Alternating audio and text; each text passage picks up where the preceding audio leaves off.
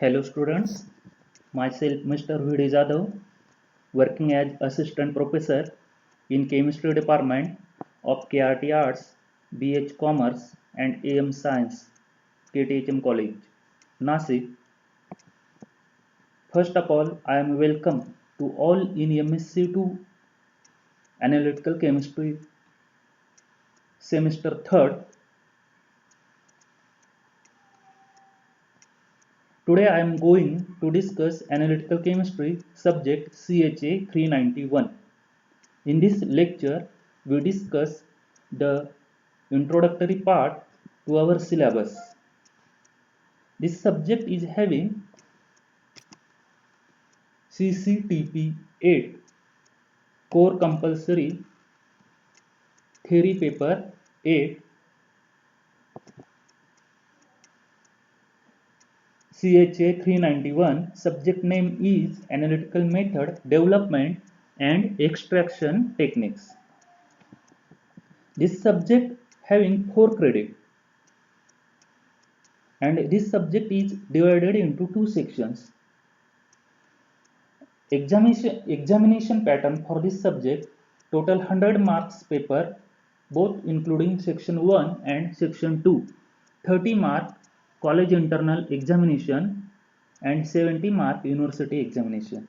Section 1 analytical method development, section 2 extraction techniques.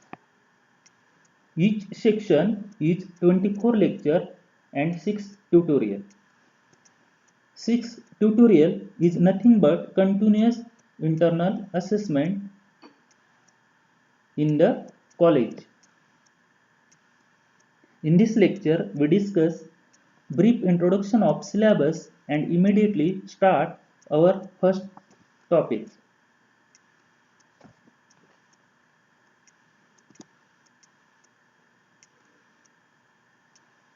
Section 1 Analytical Method Development. First chapter Assay Validation and Interlaboratory Transfer.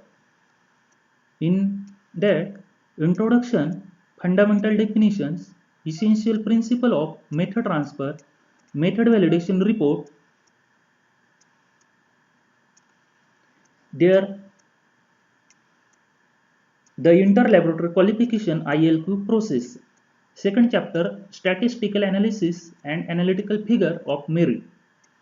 In that, introduction, errors, type of errors, gross errors, systematic errors, random errors, accuracy, validation parameters, accuracy, precision, mean and standard deviation, calibration, linear response functions, linear regression errors in slope and intercept, errors in the estimate of concentration, standard additions, non-linear response functions and weighted regression analysis, internal standards, selectivity and specificity in chromatographic methods, limit of detection in spectrophotometric methods, chromatographic methods and related techniques, receptor binding assay, limit of quantification, sensitivity, robustness, analyte stability in the sample matrix, how to reduce systematic errors, mean and standard deviation, reliability of results, confidence interval, comparison of results, comparison of two mean of two samples, experimental design. Third chapter, overview of worldwide regulations. 4. Specific method and applications. In that, dissolution studies, introduction, dissolution test, dissolution apparatus, USP type 1 and type 2 apparatus, sampling and analytical instrumentation, single point test versus dissolution profile, calibration, regulatory guidelines, analytical validation, linearity, accuracy, precision, specificity, etc. Last chapter, fifth number, specific example with respect to method development and validation of specified analyte from the research paper. These are the references for our syllabus. First chapter, assay validation and interlaboratory transfer. Learning objective for assay validation and interlaboratory transfer. At the end of topics, students should able to define, understand various terms in method development and validation. Also, student explain and describe basic principle of analytical method development and validation. Introduction of method validation. Establishing documented evidence that provide a high degree of assurance that a specific method and the ancillary instruments included in the method will consistently yield results that accurately reflect the quality characteristics of the product tested. Methods should be validated to include consideration of characteristics included in the International Conference on Harmonization (ICH) guidelines, addressing the validation of analytical methods. Analytical methods outside the scope of the ICH guidelines should always be validated. ICH is concerned with harmonization of technical requirements for the registration of product among the three major geographical markets of European Community, Japan and the United States of America. The recent US Food and Drug Administration FDA methods validation guidance document as well as the United States Pharmacopoeia USP both refer to ICH guideline.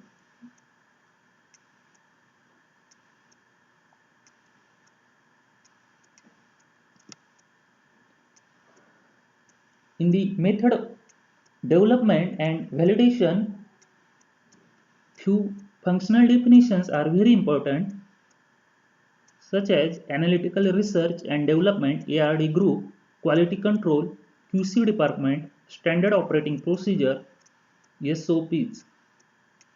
In pharmaceutical industrial setting, the analytical research and development group usually provides a validated analytical methods.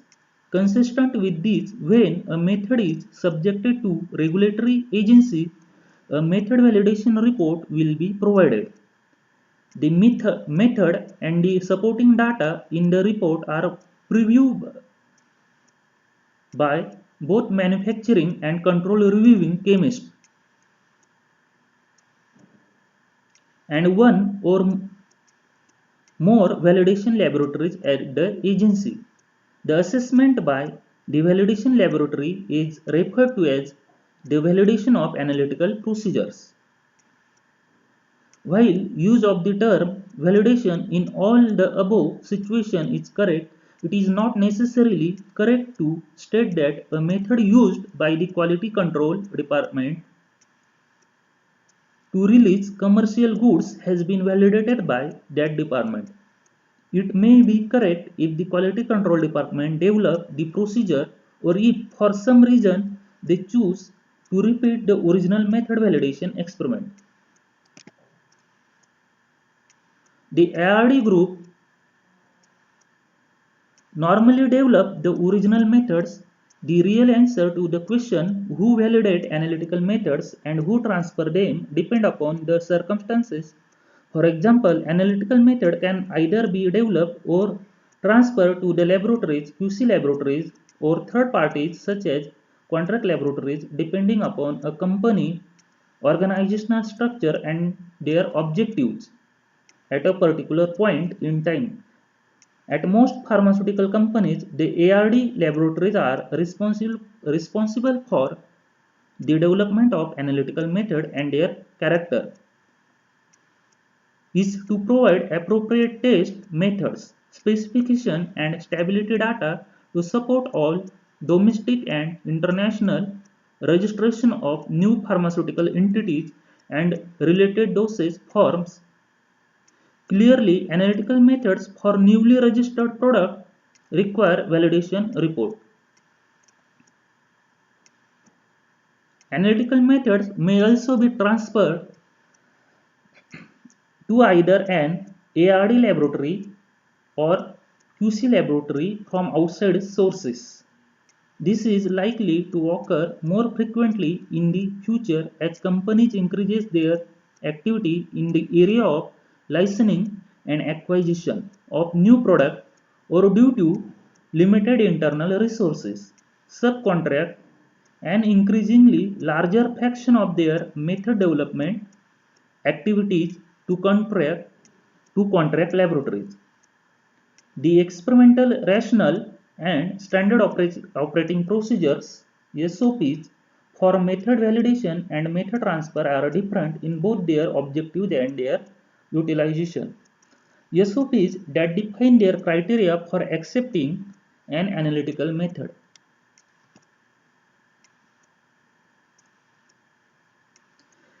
Essential principle of method transfer. There are 5 essential principles: documentation, communication, acceptance criteria, implementation, and method modification and revalidation. Documentation. This includes a written procedure which contains a detailed step-by-step description of the manipulation, specific reagents, equipment, instruments, settings, and other critical parameters. Each step in the procedure should be an explicit instruction allowing only one possible interpretation. This element of detail from which there should be no essential deviation most distinguishes method transfer from method validation, or the more general category under which method transfer is sometimes placed, technology transfer. The procedure must have a unique catalog identification, so there can be no doubt that the correct procedure has been provided and received.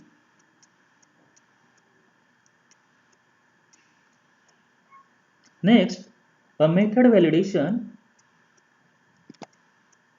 report,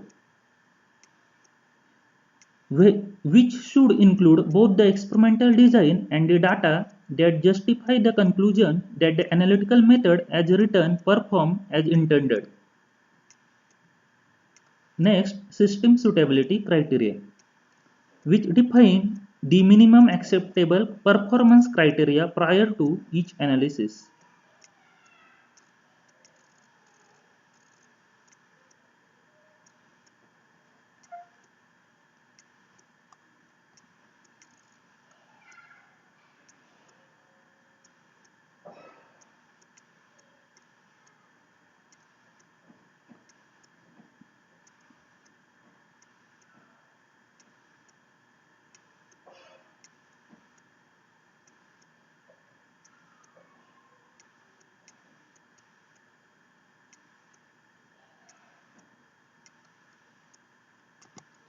Next, essential principle of method transfer communication.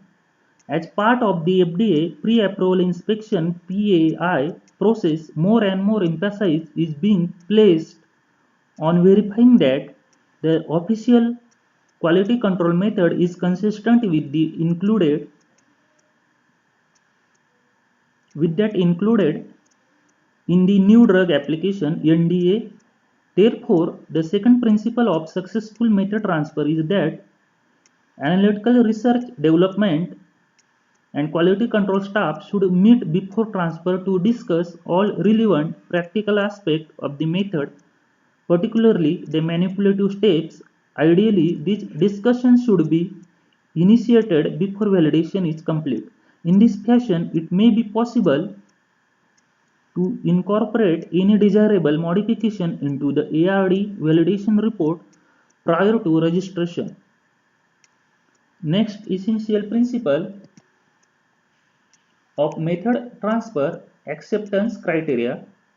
The third principle requires that the designated laboratory be responsible for issuing and following SOPs that define their criteria for accepting an analytical method.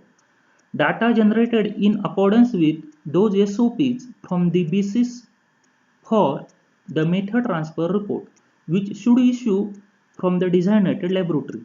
Some examples where different acceptance criteria may be used are different statistical approaches for data evaluation, differences in the desired linear range, and different schemes for evaluating operator to operator or day-to-day variability.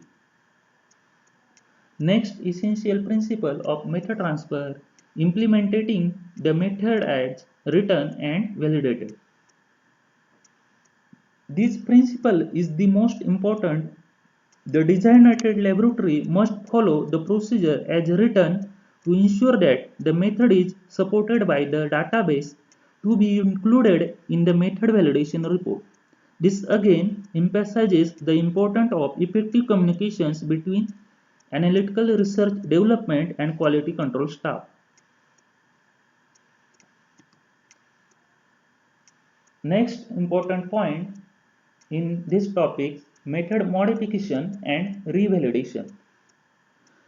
Finally, if significant modification to a method are incorporated at the time of transfer, revalidation may be necessary to ensure that the modification have not invalidated previous conclusive data in the method validation report. Obviously, not all changes to the method require revalidation. With the possible exception of automation, the example of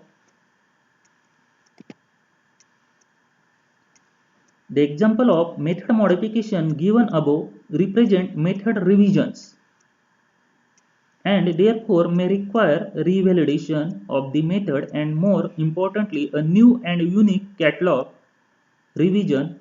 The latter is important to ensure that there is no confusion over which revision of the method has been used or is being employed for product analysis, or which version is associated with a particular method validation or method transfer report.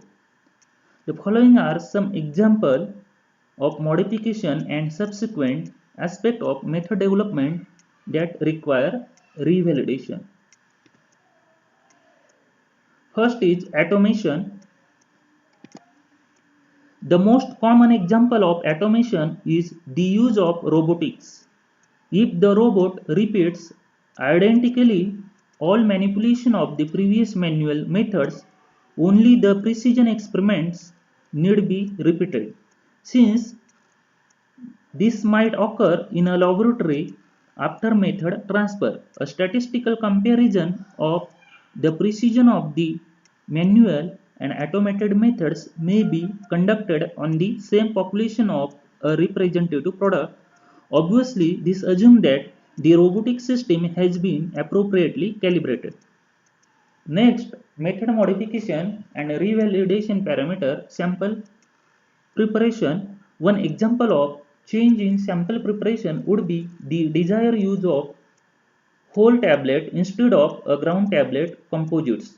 Another example might be a modification in which the solvent-solvent or solvent-solid ratios are changed in the extraction step. In this example, accuracy, precision, linearity, and range may be affected. To the validation of these parameters should be repeated using both synthetic preparation of the drug product components and representative product samples. Next is dilution. If the solvent ratios remains identical to those in the original method and the analytical concentration are also the same, only the precision is likely to be affected and those experiments should be repeated. Analysis of representative product would be adequate for this purpose. In contrast, if the solvent aliquots are substantially different or the analytical solvent ratio differ in the dilution step, Linearity and precision should be reassessed. Synthetic preparations of the drug product components should be utilized to re-establish comparable analytical parameters. Testing a representative product is probably not necessary, but most laboratories tend to include this. If the proposed dilution change affect a different analytical concentration, the analysts should also consider re-evaluating the specificity and the resolution. Next, alternative chromatographic columns. Substituting an alternative chromatographic columns always raises the possibility of a change in specificity and resolution as well as the quantitative aspect of the method. Therefore, modification of this type require that all method validation parameters to be reassessed, that is specificity, linearity, accuracy, precision and limit of quantitation LOQ. Thanks.